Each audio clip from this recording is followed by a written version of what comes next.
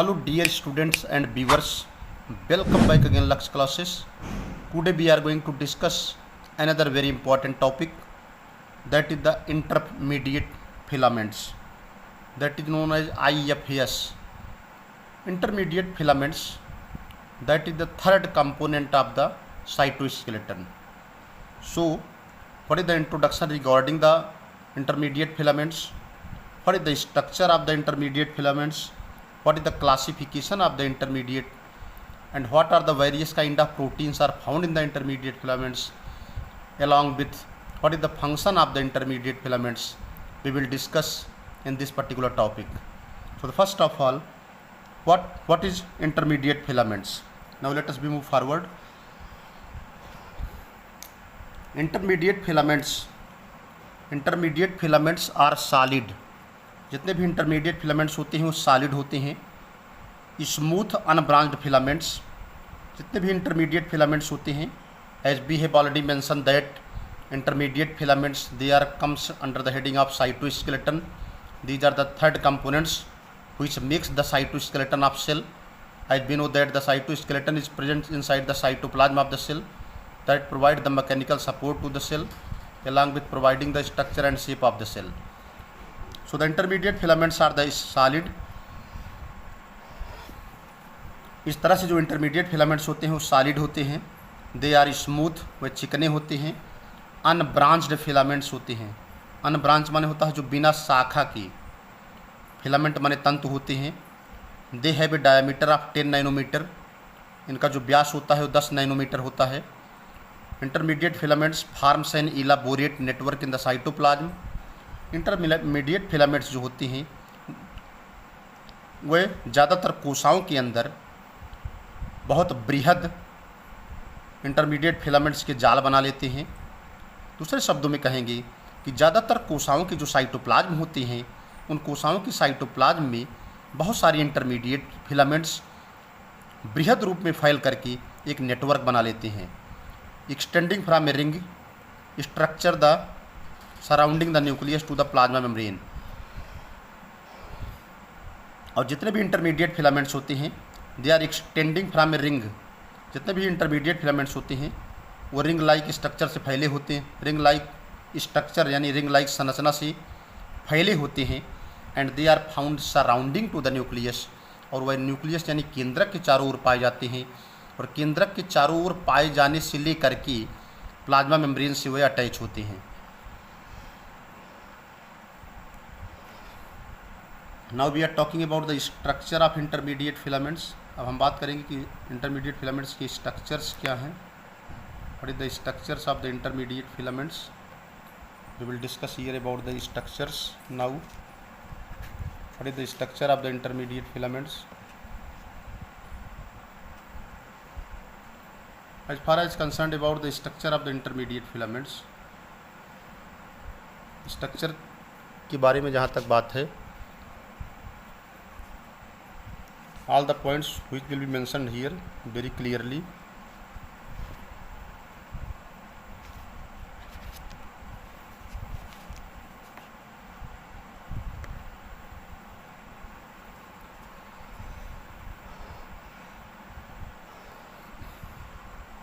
Structure of intermediate filaments. अब एक एक पॉइंट बताएंगे कि कैसे जो इंटरमीडिएट फिलामेंट्स होते हैं उनका स्ट्रक्चर बनता है. How the intermediate filaments formed and ultimately how the structure of intermediate filaments develop inside the cytoplasm of cell. These are rope like filaments. These are माने हैं rope like filaments which could be a cytoplasmic or nucleus.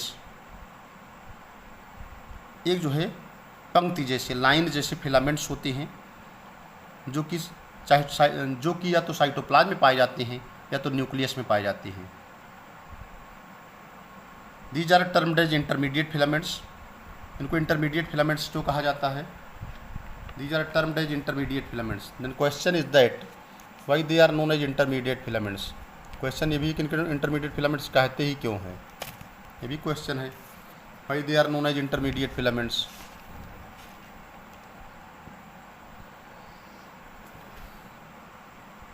These are termed as intermediate filaments.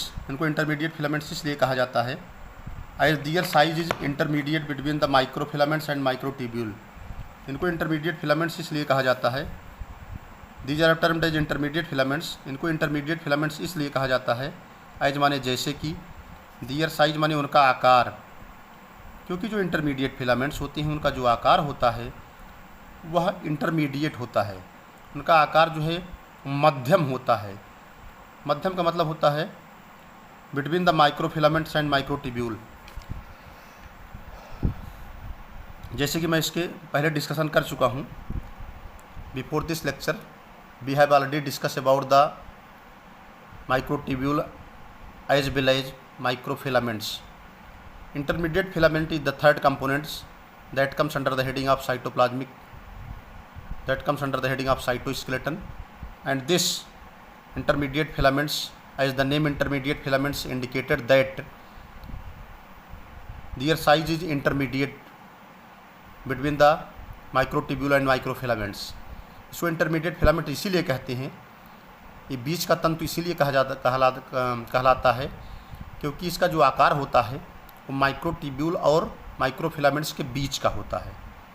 यानी इसका diameter 10 nanometre होता है, तो जो 10 nanometre है वो बीच का है. They are heterogeneous in nature. इनकी जो प्रकृति होती है हेट्रोजीनस होती है. हेट्रोजीनस का मतलब होता है कि जो डिफरेंट प्रोटीन से बनी होती हैं, सेम प्रोटीन से ना बनी हो. It means that they are made up of a different protein molecule. Next point है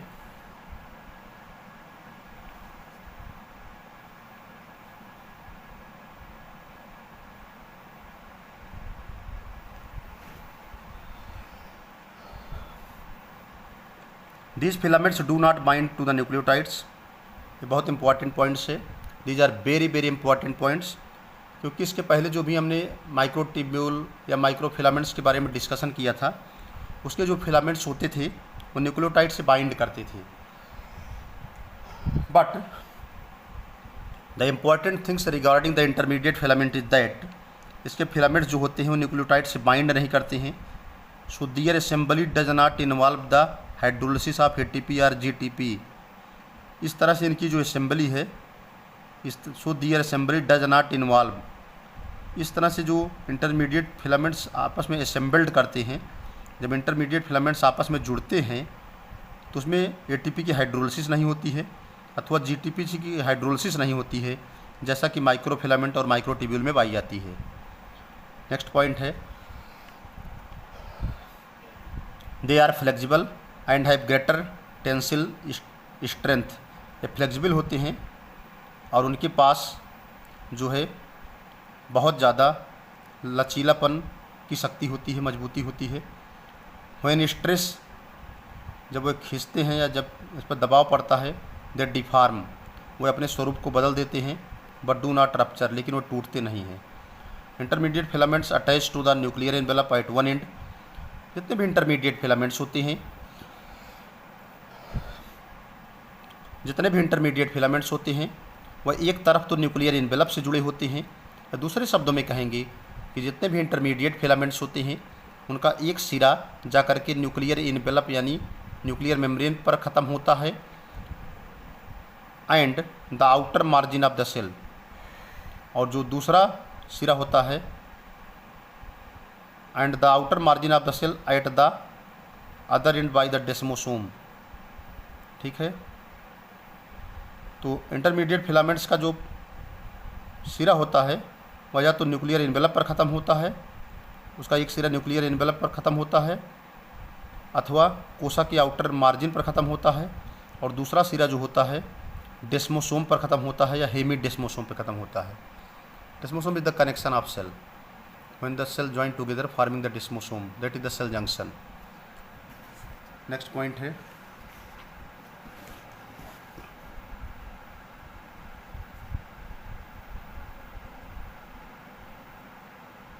this is the structure of the cell which you are going to observe here.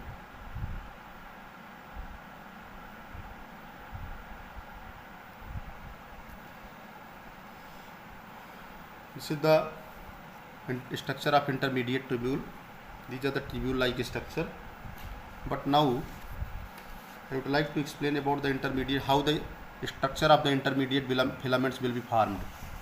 अब हम बात करेंगे जो इंटरमीडिएट फिलामेंट्स होते हैं इनका निर्माण कैसे होता है, कैसे बनते हैं ये।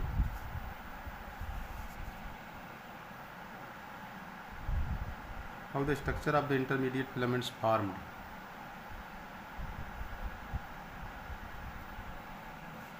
ठीक है,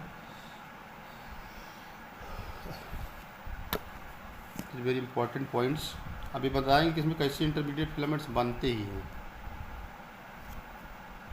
इंटरमीडिएट फिलामेंट्स, अगर हम स्ट्रक्चर ऑफ इंटरमीडिएट फिलामेंट्स की बात करें कि subunit of intermediate filaments are the alpha helical rod.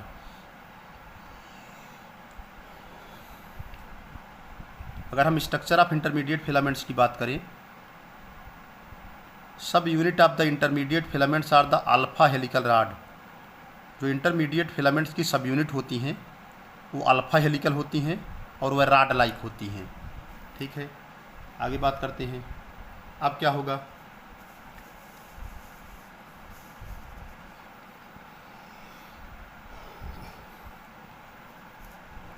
आगे देखिए। Alpha helical is flanked by non helical N terminal and C terminal. Alpha helical जो होती है वो फैली होती है, या दूसरे शब्दों में उसका जो प्रसार होता है उसके चारों तरफ जो होते हैं नॉन हेलिकल एन टर्मिनल, उसके एक एंड पर नॉन हेलिकल एन टर्मिनल पाए जाते हैं और दूसरे पर सी टर्मिनल पाए जाते हैं। जैसा कि आप डायग्राम में देख सकते हैं। Now you can observe in this diagram here.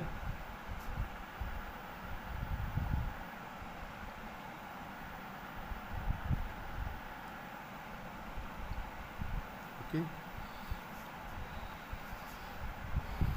ये है alpha helical is flanked by non helical N terminal and C terminal. Okay, अब देखिए स्ट्रक्चर देखिए।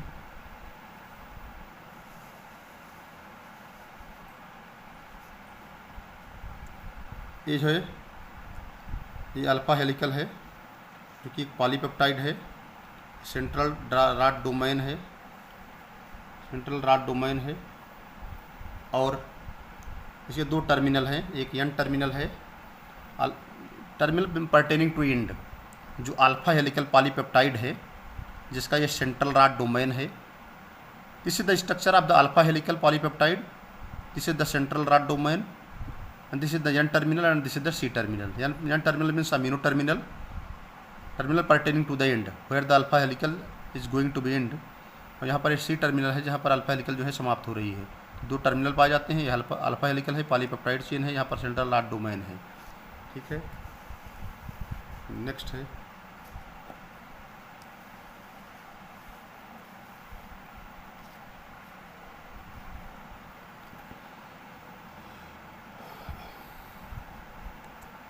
Alpha helical care contain the long tendon repeats of several amino acid sequences.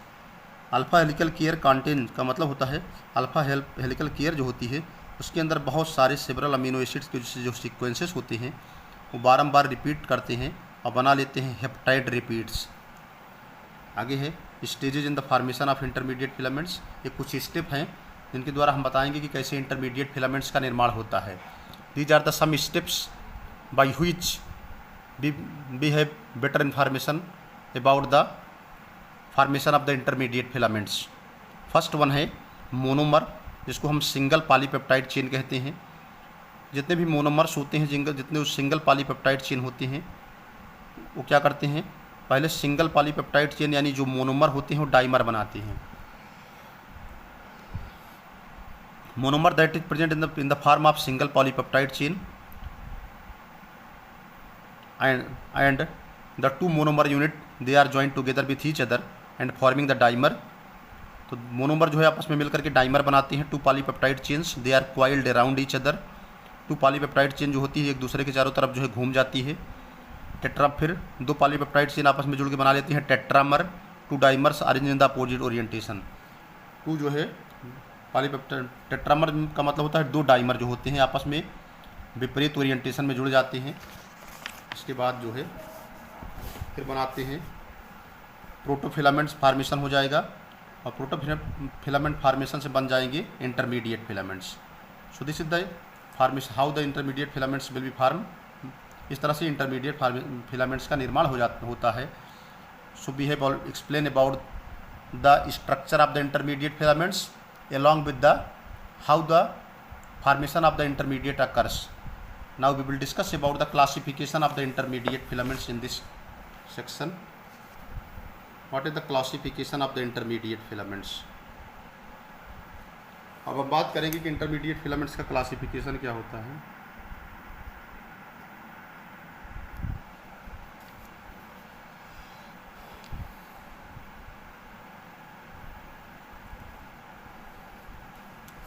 Intermediate filaments का classification का मतलब ये होता है कि how many kinds of intermediate filaments are found. Classification of intermediate filaments. Intermediate filaments are classified into the following different groups. जो intermediate filaments होते हैं they are classified into the following different groups on the basis of the amino acid sequences. Intermediate filaments को amino acid के क्रम के आधार पर निम्न समूहों में बांटा जा सकता है। नंबर 1 है type 1 acid keratin, type 2 basic oblique neural keratin, type 3 vimentin, desmin, glial protein, type 4 है न्यूरोफिलामेंट्स, टाइप 5 है लाइमिन्स, टाइप 6 है नेस्टिन। अगला है केराटिन। ठीक है, अगर हम केराटिन की बात करें, keratin filaments are found in epithelial cells, liver cells and pancreatic cell. जितने भी केराटिन फिलामेंट्स होते हैं वो एपिथेलियल सेल में पाए जाते हैं, लीवर सेल में पाए जाते हैं और पैंक्रियाटिक सेल में पाए जाते हैं। Keratin attach to the microtubule and microfilaments to form a scaffold for maintaining the cellular structure. Keratin जो होते हैं माइक्रोट्यूब्यूल और माइक्रोफिलामेंट से जुड़ जाते हैं और इस तरह से एक स्कैफोल्ड स्ट्रक्चर बनाते हैं जो कि कोशिकीय संरचना को जो है यथावत यानी मेंटेन बनाए रखता है। Now let us B move forward. इस तरह से केराटिन जो होते हैं जुड़ जाते हैं माइक्रोट्यूब्यूल से एंड माइक्रोफिलामेंट से और स्कैफोल्ड स्ट्रक्चर बनाते हैं जो कि सेलुलर स्ट्रक्चर को मेंटेन किए रहता है। केराटिन जो होते हैं, keratin is kind of protein that attach to the microtubule and microfilaments and forming a scaffold structure and that is necessary for maintaining the cellular structure. Keratin filaments जो होते हैं आल्सो माने भी एंकर माने सहारा देते हैं। केराटिन फिलामेंट जो होते हैं वो सहारा देते हैं किसको? The nucleus within the cell, कोशिका के अंदर न्यूक्लियस को सहारा देते हैं। Keratin filaments are attach to the desmosome. Keratin filaments जो होते हैं वो डेस्मोसोम से अटैच हो जाते हैं, डेस्मोसोम से जुड़ जाते हैं एंड हेमिडेस्मोसोम से जुड़ जाते हैं and anchor the cell to basement matrix and to the adjacent cell. इस तरह से केराटिन फिलामेंट्स जो होते हैं वह सेल के अंदर न्यूक्लियस को सहारा देते हैं।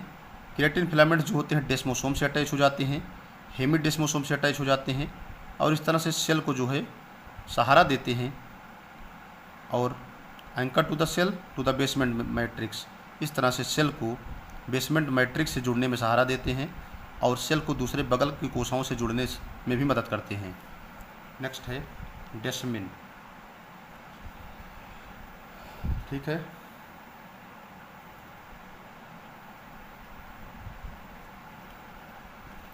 Desmin are found in muscle sarcomere. Desmin जो है पेशियों के सार्कोमियर के अंदर पाई जाती है and connects different cell organelles with the cytoskeleton, और विभिन्न कोशिकांगों को जो है साइटोस्केलेटन से जोड़ने का काम करती है।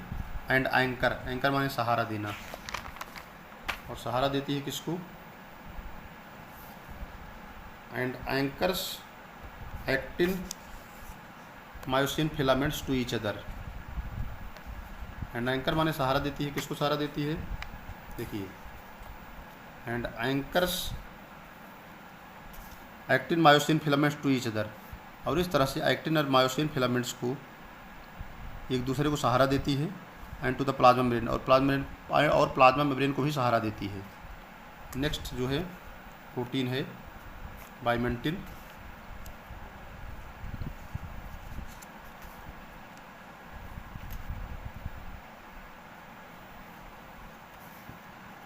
Bimentins, it is found in the fibroblast, white WBC cell and endothelial cell. Bimentins is found in the fibroblast. बाइमेंटिन जो है फाइब्रोब्लास्ट में पाई जाती है, वाइट ब्लड सेल में पाई जाती है और एंडोथेलियल सेल्स में पाई जाती है। दे सपोर्ट मेम्ब्रेन, वह कोशिकाओं को जो है, दे सपोर्ट मेम्ब्रेन माने होता है वह झिल्लियों को सहायता देते हैं। And also help in transmitting the signal, and also help माने और भी मदद करते हैं किसमें, ट्रांसमिटिंग माने स्थानांतरण में, सिग्नल वाले संकेतों को, और संकेतों के ट्रांसमिशन में भी मदद करते हैं। आगे है neurofilaments. Neurofilaments these are arranged parallel to the nerve cell axon. जितने भी न्यूरोफिलामेंट्स होते हैं, अरेंज माने व्यवस्थित होते हैं, पैरेलल माने समांतर। जितने भी न्यूरोफिलामेंट्स होते हैं वह नर्व सेल के एक्जान के समांतर स्थित होते, नर्व सेल एक्जान के समानांतर व्यवस्थित होते हैं। They are required for the radial growth of the axon. इनकी आवश्यकता जो होती है वह एक्जान की आर्य वृद्धि के लिए ज़रूरी होती है। आगे है लैमिन्स।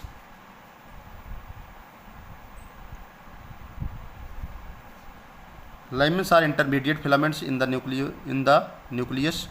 लैमिन्स जो होते हैं इंटरमीडिएट फिलामेंट्स होते हैं जो न्यूक्लियस के अंदर पाए जाते हैं। They form the nuclear lamina, वह न्यूक्लियर लैमिना का काम करते हैं। Nuclear lamina is a proteinaceous layer below the nuclear membrane. Nuclear lamina जो है एक प्रोटीन की परत होती है जो न्यूक्लियर मेम्ब्रेन यानी केंद्रक झिल्ली के नीचे पाई जाती है। अगला है nestin. Nestin is an acronymous for neuro epithelial stem cell protein. Nestin जो है एक neuro epithelial stem cell protein होती है जो इन्फ्लुएंसेस माने होता है प्रभावित करती है किसको, रेडियल ग्रोथ ऑफ एक्जान, जो एक्जान की रेडियल ग्रोथ यानी आर्य वृद्धि को प्रभावित करती है। लास्ट में हम बताएंगे what is the function of the intermediate filaments. ये भी बहुत इंपॉर्टेंट पॉइंट्स है। That is the last about the last point, last heading regarding the intermediate filaments. Now function of intermediate filaments. The main function of the intermediate filaments are given below. पहला point है the main function of the intermediate filament is to provide the support and structure for the cell. The main function of the intermediate filament is to provide supports and structure of the cell.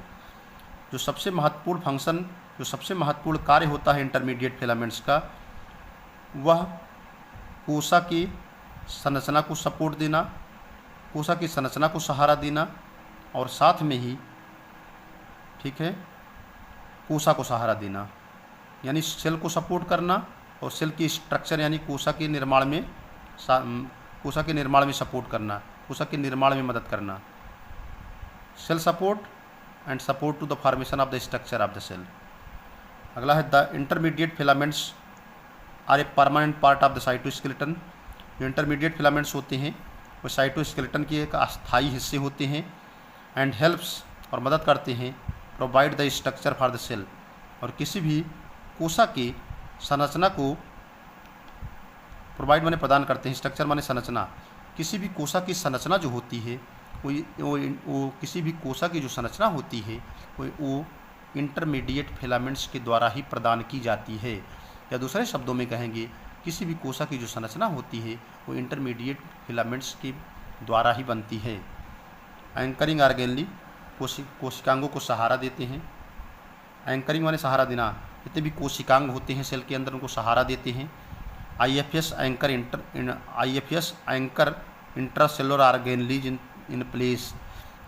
Intermediate filaments जो होते हैं, जितने भी intracellular organelle होते हैं, जितने भी अंतःकोशिकीय कोशिकांग होते हैं, उनको यथास्थिति यानी कोशिका के अंदर जहाँ उनकी पोजीशन है, कोशिका के अंदर जहाँ उनका लोकेशन है, वहाँ पर उसको वो सपोर्ट करते हैं, उनको वो सहारा देते हैं। लास्ट में एक पॉइंट और है, that is the last about the function of the intermediate filaments. IFs regulate the cell cycle. Intermediate filaments जो होते हैं सेल साइकिल को रेगुलेट करते हैं through the phosphorylation and cascade reaction. तो इस तरह से जो इंटरमीडिएट फिलामेंट्स होते हैं वो सेल साइकिल को रेगुलेट करते हैं, किस प्रोसेस के द्वारा, फास्फोरिलेशन के द्वारा कैस्केड की फास्फोरिलेशन कैस्केड का मतलब होता है कैस्केड में से chain reaction that it is kind of chain reaction that comes under the heading of phosphorylation, and the intermediate filaments, they regulate the cell cycle. So that's all about the intermediate filaments, and we have discussed about the various important points regarding the intermediate filaments. I hope that the lecture must be understand to all of you. अगर आप सभी लोग channel पर नए हैं तो channel को जरूर लाइक और सब्सक्राइब करिएगा. Thanks to all of you watching the video. Thank you.